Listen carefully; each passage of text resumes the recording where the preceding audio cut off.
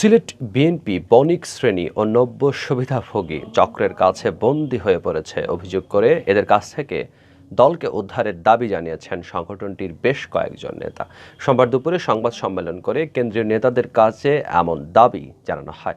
সিলেট নগরীর মীরাবাজারে এই সংবাদ সম্মেলনে অনুষ্ঠিত হয়। এতে লিখিত বক্তব্য পাঠ করেন কেন্দ্রীয় বিএনপির সহ ক্ষুদ্র ঋণ বিষয়ক সম্পাদক বীর মুক্তিযোদ্ধা আব্দুর রাজ্জাক। সংবাদ সম্মেলনে তিনি বলেন, হযরত শাহজালাল রহমতুল্লাহি আলাইহি এর পুণ্যভূমি সিলেট বিএনপি পরিবার আজ ধ্বংসের দ্বারপ্রান্তে।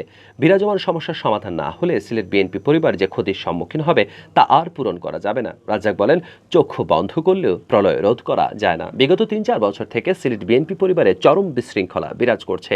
সিলেট জেলা বিএনপি, ছাত্রদল, যুবদল, স্বেচ্ছাসেবক দলের বিভিন্ন কমিটি গঠনে অনিয়ম ও অসাংবিধানিক তথা সাধারণ রাজনৈতিক মূল্যবোধকে জলাঞ্জলি দিয়ে পরিকল্পিতভাবে সংগঠনকে ধ্বংস করার হীন উদ্দেশ্যে এক নৈরাজ্যকর পরিস্থিতির সৃষ্টি করা হয়েছে।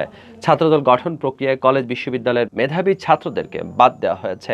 আন্দোলন সংগ্রামে যারা অগ্রণী ভূমিকা রেখেছিল রহস্যজনকভাবে তাদেরকে কমিটিতে অন্তর্ভুক্ত করা হয়নি। এমনকি ছাত্রদলের আভ্যন্তরীণ দ্বন্দ্ব নিয়ে হত্যাকাণ্ড সংঘটিত হয়েছে। মর্মান্তিক হলো এই হত্যাকাণ্ডের সাথে যারা জড়িত তাদেরকেও কমিটিতে অন্তর্ভুক্ত করা হয়েছে। যুবদল নিয়ে তিনি বলেন, জেলা ও মহানগর যুবদলের কমিটি গঠনের সময় যারা তিল করে যুবদলকে সংগঠিত করেছিল তাদেরকে স্থান দেওয়া হয়নি। যুবদলের রাজপথের পরীক্ষিত নেতাকর্মীদের বাদ দেওয়ার কারণে সিলেট বিএনপি পরিবারে এক বিস্ফোরণমুখ পরিবেশ তৈরি হয়েছে।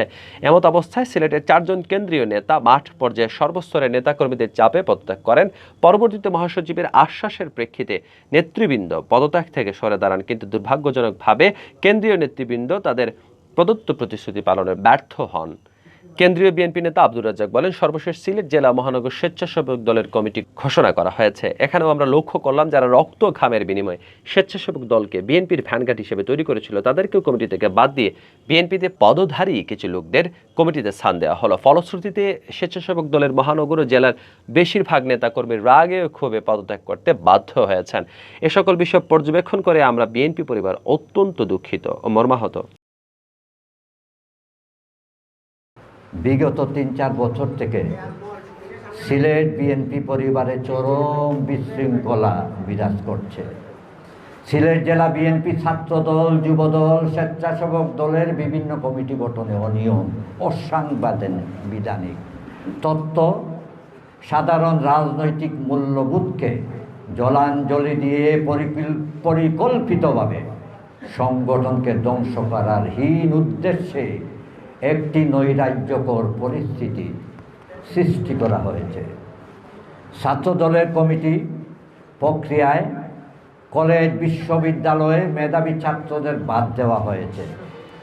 আন্দোলন সংগ্রামে যারা অগ্রণী ভূমিকা রেখেছিল রহস্যজনকভাবে তাদেরকে কমিটিতে অন্তর্ভুক্ত করা হয়নি। এমনকি ছাত্রদলের অভ্যন্তরীণ দ্বন্দ্ব নিয়ে হত্যাকাণ্ডে সংগঠিত হয়েছে।